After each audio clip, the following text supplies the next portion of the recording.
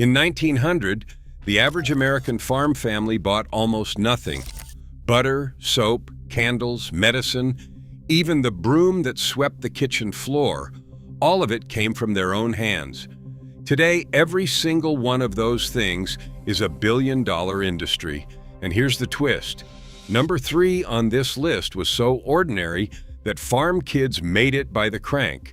Yet corporations now sell it back to us for 10 times what it cost to make. Number 11 was considered so worthless that families gave it away to neighbors. Now it moves at premium prices in every grocery store in America. Whole fortunes were built on convincing us we couldn't do what our grandparents did before breakfast. Before we count them down, hit that subscribe button because you'll never look at a grocery aisle the same way. Let's start at number 25. Number 25, the broom.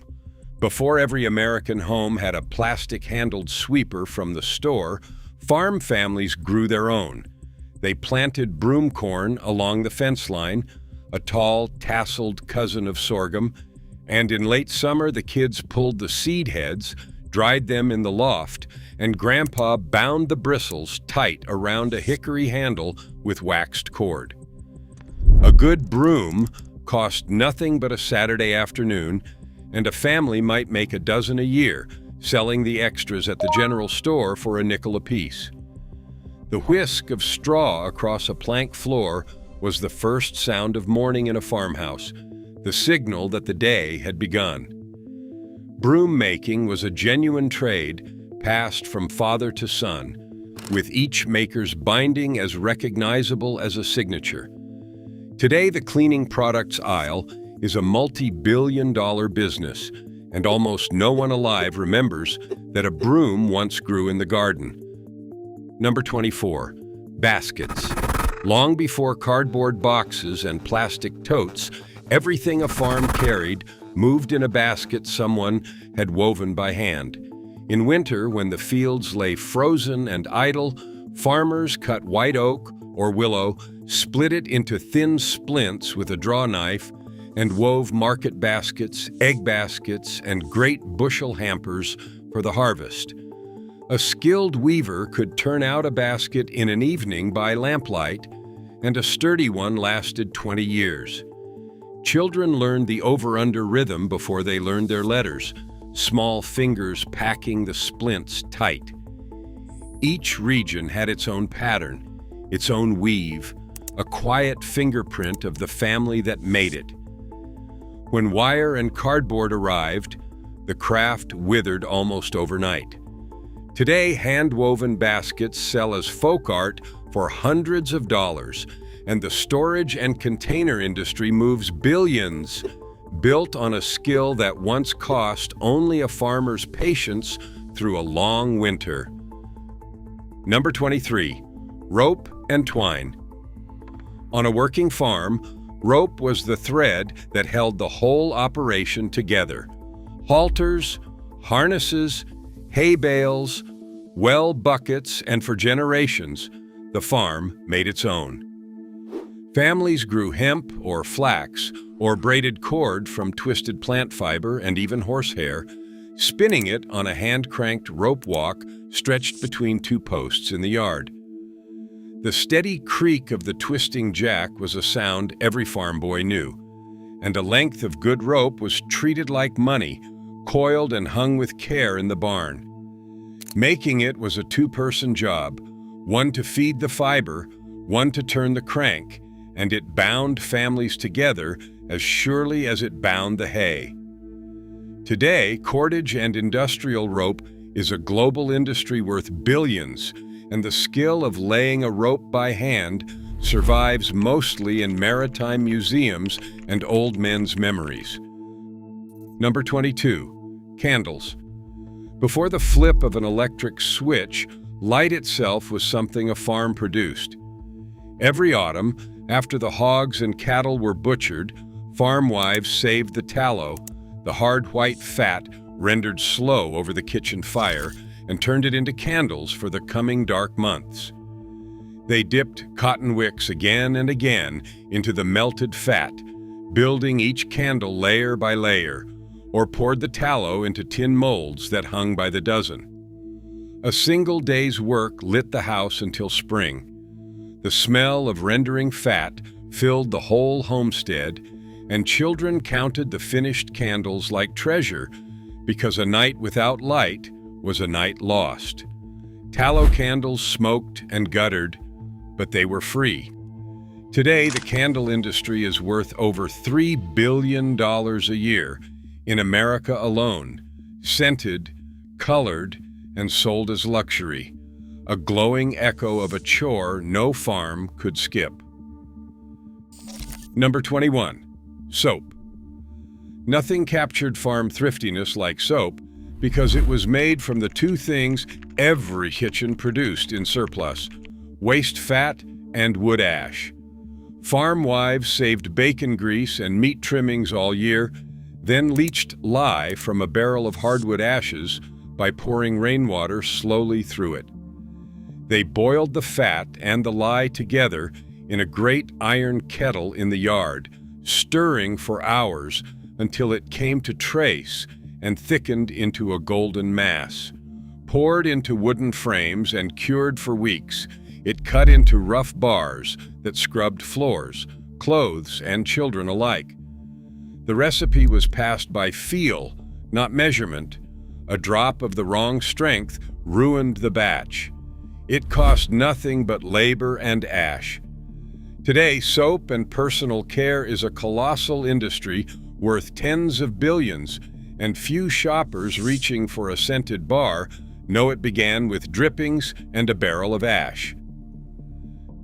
Number 20. Wool and yarn. On sheep-raising farms, clothing began on the animal's back and passed through every hand in the family before it warmed a single shoulder.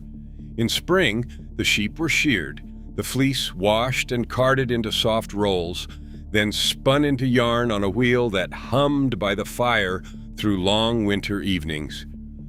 Grandmothers spun, mothers dyed the yarn with onion skins and walnut hulls, and children wound the skeins into balls. From that yarn came socks, sweaters, mittens, and blankets. Every stitch made it home. The spinning wheel's whir was the heartbeat of the winter parlor, a sound of industry and quiet company. A family clothed itself for the cost of keeping a small flock. Today, the yarn and textile industry moves hundreds of billions worldwide, and the hand-spun sweater that once meant survival now sells as artisan craft at prices that would have stunned the woman at the wheel. Number 19. Quilts and bedding. Warmth in a drafty farmhouse was something you assembled scrap by scrap, and the quilt was its masterpiece. Farm wives saved every worn shirt, flour sack, and dress remnant, cutting the good cloth into small pieces and stitching them into patterns with names like log cabin and wedding ring. Neighbors gathered for quilting bees, a dozen women working a single frame while news and gossip passed as fast as the needles. A finished quilt held the history of a family in its fabric, and you could point to a square and name the shirt it came from. Nothing was wasted. Even the batting was carded wool or cotton grown on the place.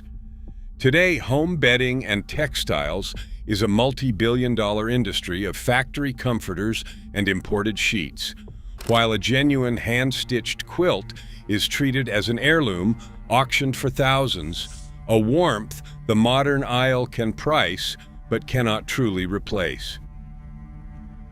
Number 18. Medicine.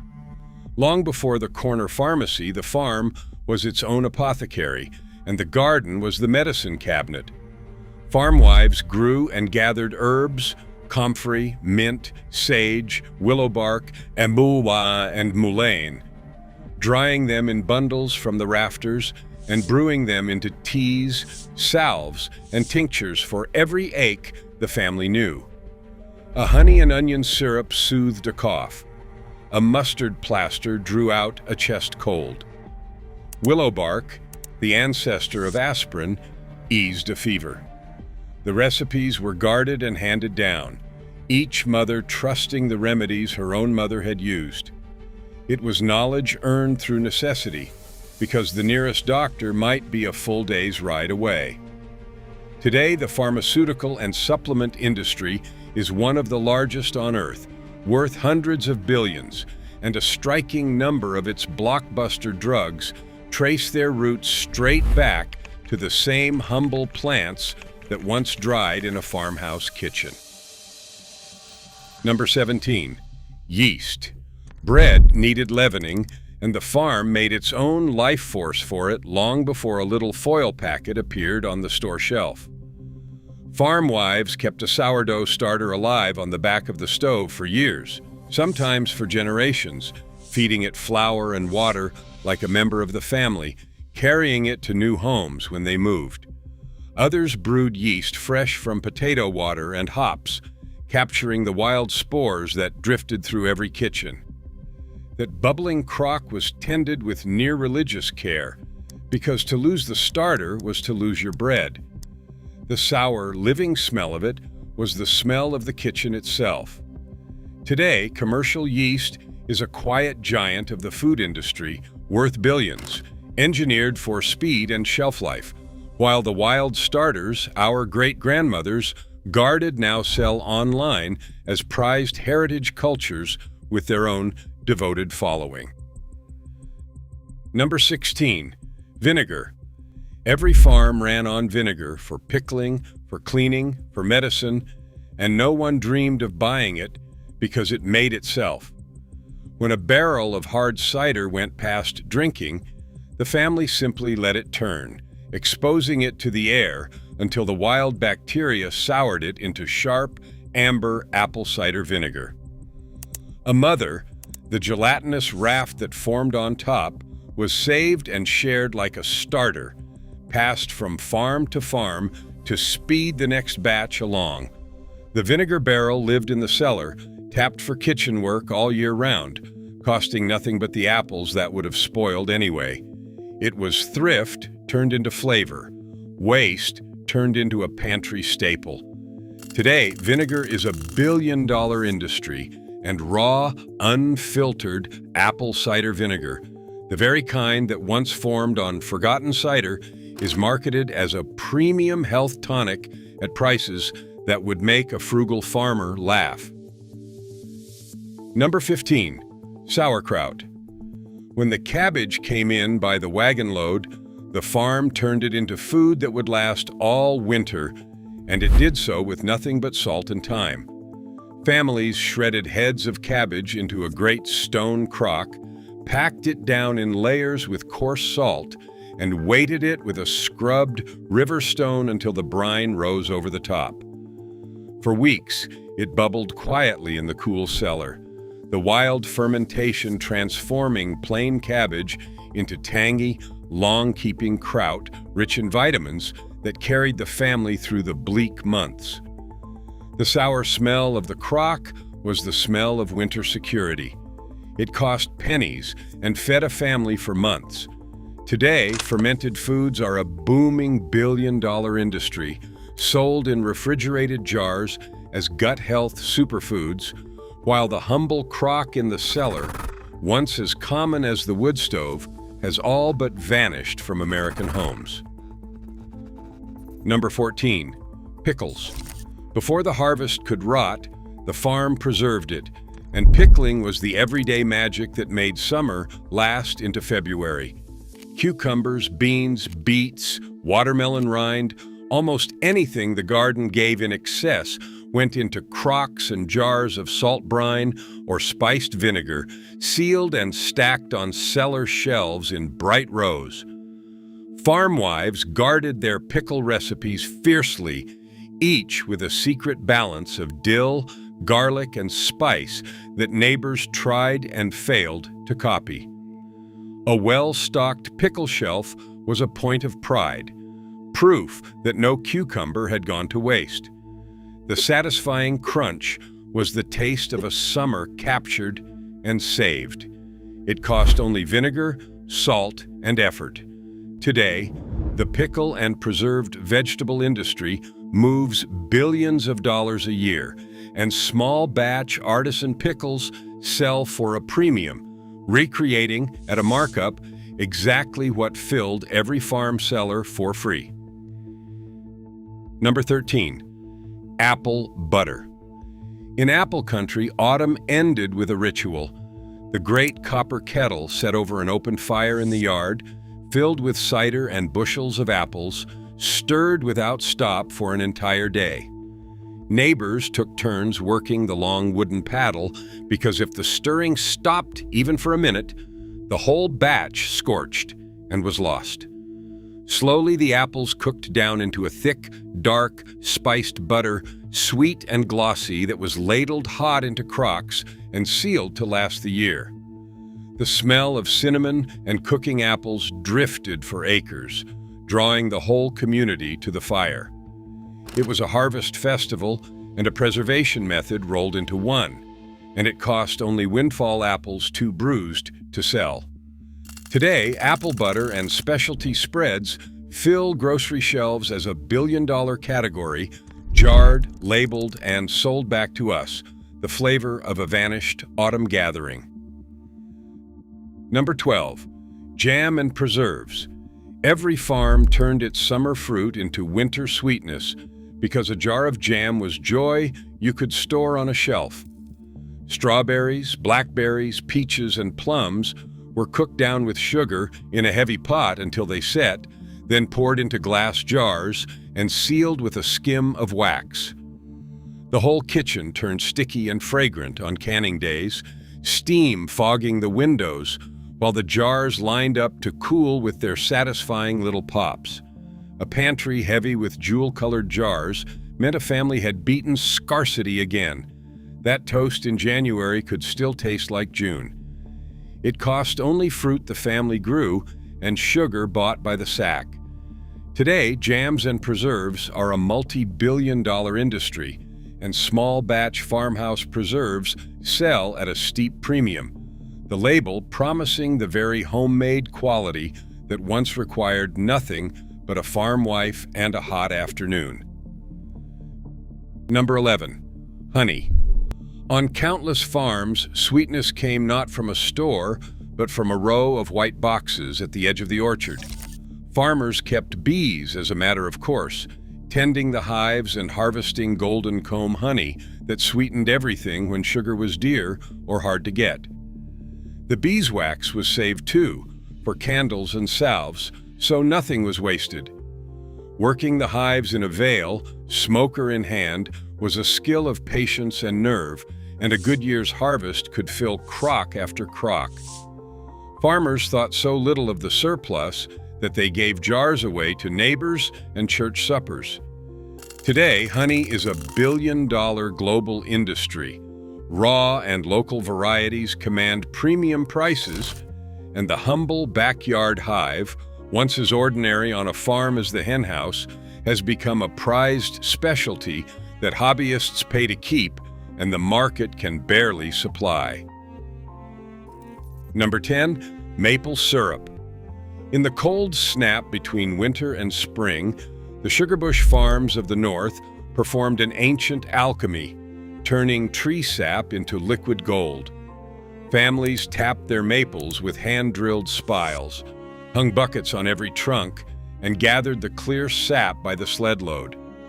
Then came the boiling, 40 gallons of sap cooked down over a roaring fire into a single gallon of syrup, an all-day, all-night vigil in the sugar shack, with steam pouring out the vents into the frozen air. The sweet smell hung over the whole woodlot, and the first taste of new syrup on snow was a spring-right children never forgot. It cost only firewood and back-breaking labor. Today, pure maple syrup is a billion-dollar industry, its real form so prized that grocery shelves are crowded with cheap corn syrup imitations, proof of just how precious the sugar shack's patient magic truly is. Number 9, hard cider. Before soda and long before bottled water, The everyday drink on the American farm was cider, and nearly every homestead pressed its own. Come fall, the apple harvest went through a hand-cranked press, the sweet juice caught in barrels and left to ferment in the cool cellar into hard cider, safer to drink than questionable well water and mild enough that the whole family had a mug at supper. An orchard was planted as much for the cider barrel as for the fruit bowl, and a farmer's cider was a matter of local reputation. The tang of fermenting apples was the smell of the autumn cellar. It cost only apples the trees gave freely. Today, hard cider is a booming billion-dollar corner of the beverage industry. Craft cideries selling at premium prices, the very drink that once flowed, ordinary and unremarkable, from every farm cellar in the country. Number 8. Wine. In the vineyards and immigrant farms across America, wine was not a luxury, but a household staple made fresh each fall. Families grew grapes along the arbor, crushed them by foot or by press, and set the juice to ferment in barrels down in the cellar, where it aged into a rough, honest table wine poured at every meal. The recipe crossed the ocean with grandparents from Italy, Germany, and France, and winemaking day drew the whole family into the purple-stained work.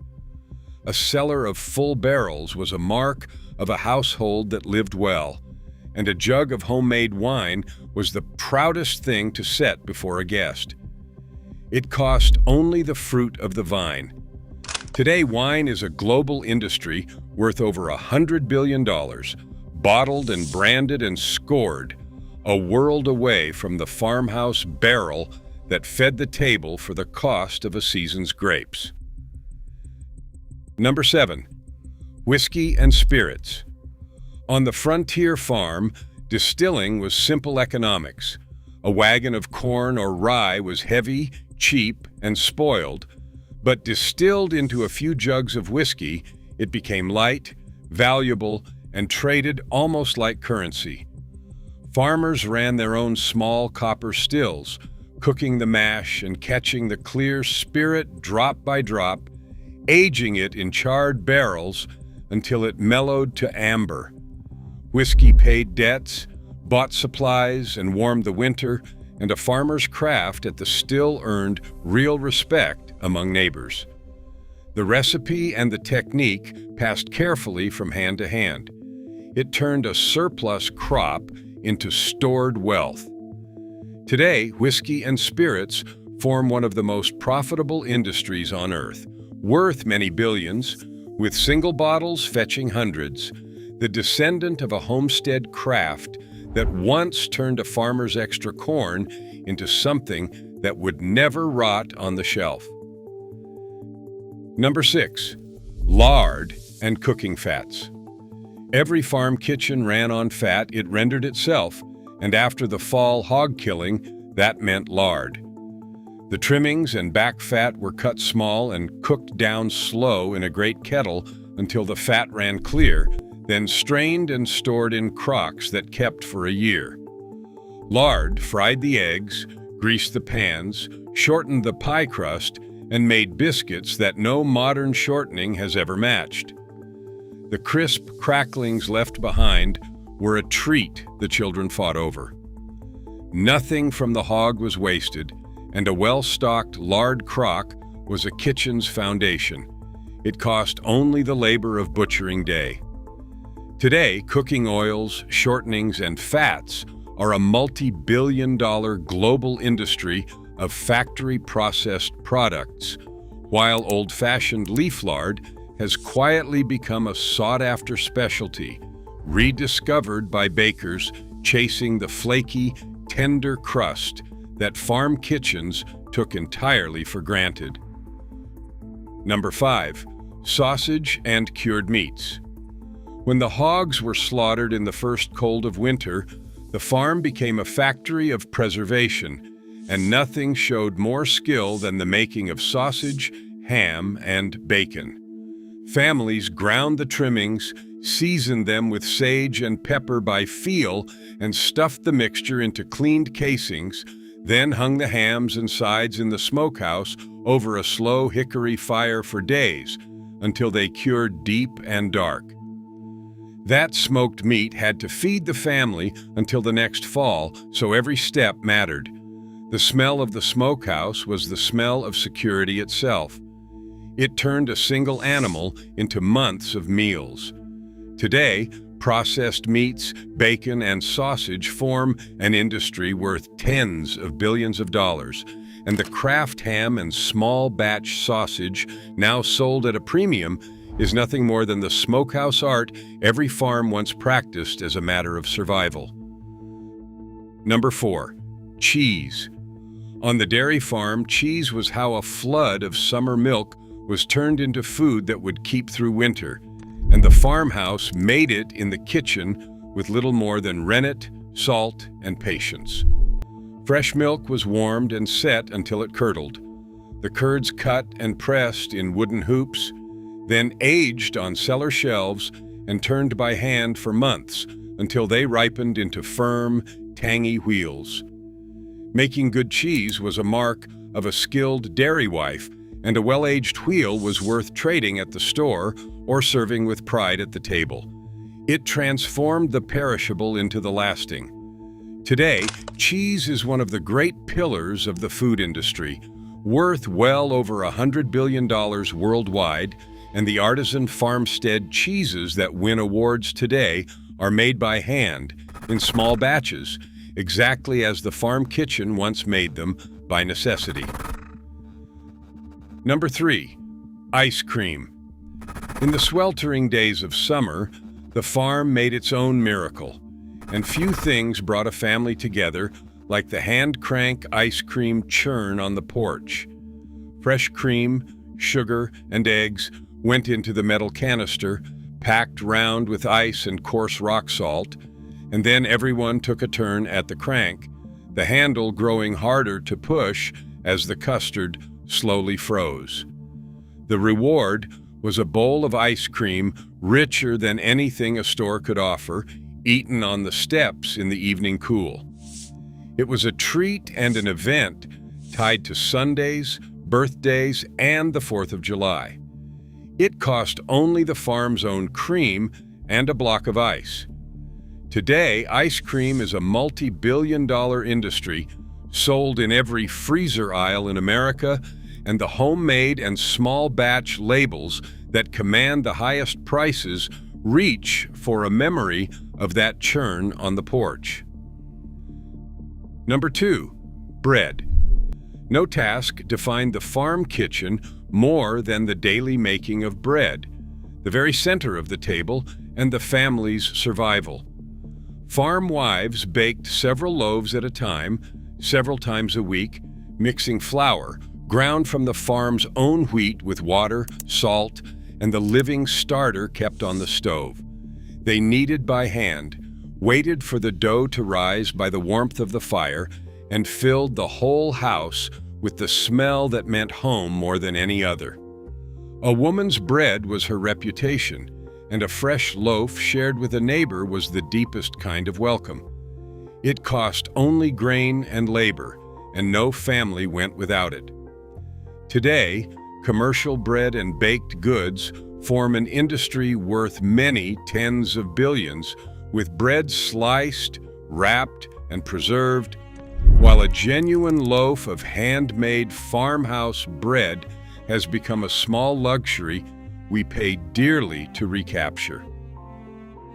And finally, number 1, butter. Nothing is more iconic of the American farm than the butter churn, and nothing better captures how a daily chore became a giant industry. On every dairy farm, the morning's cream was skimmed, ripened, and poured into the churn, and then came the work, the endless up and down of the dasher or the slow turn of the crank, until at last the cream broke and golden butter gathered in flecks. It was washed, salted, and pressed into wooden molds stamped with the family's own design, then carried to the store to trade for the few things the farm couldn't make. Churning was often the children's job, a rhythm of farm life as fixed as sunrise, and good butter was cash money in a farm wife's hands.